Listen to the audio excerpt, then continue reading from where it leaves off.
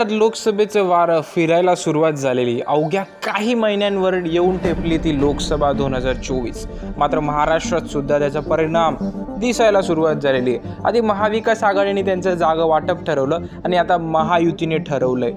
शिंदे पाठोपाठ अजित पवार यांनी भारतीय जनता पार्टी व शिंदे गट शिवसेनेसोबत हातमिळवणी केली आणि त्यानंतर राष्ट्रवादी, शिवसेना आणि भाजपचं सरकार आता चालू आहे सद्यस्थितीमध्ये.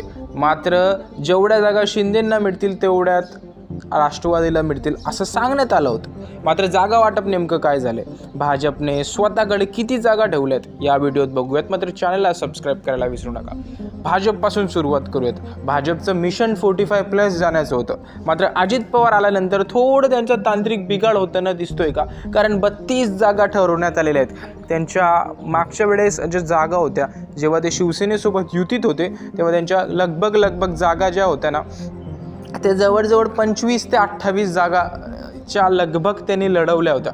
पण ह्या वेळेस त्यांचा प्लॅन होता तो 40 ते 45 ह्यांपर्यंत जिंकण्याचा जागा. मात्र ते होताना शक्य दिसत नाही, कारण 32 जागांवर भाजप लढणार आहे. मात्र आता अजित पवार गटाला 4 जागा दिल्या जाणार आहेत असं सांगण्यात येते. त्यांनी 8 जागा मागितल्या होत्या पण त्यांना त्या दिल्या जात नाहीत.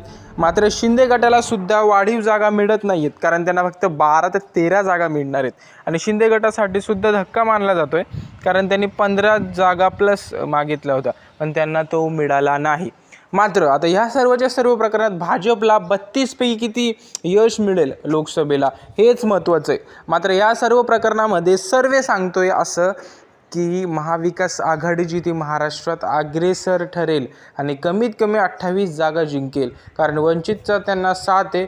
शिवसेना, ठाकरे गट, राष्ट्रवादी पवार गट आणि काँग्रेस पार्टी भक्कमपणे जे ते निवडणुकांमध्ये यश प्राप्त करेल.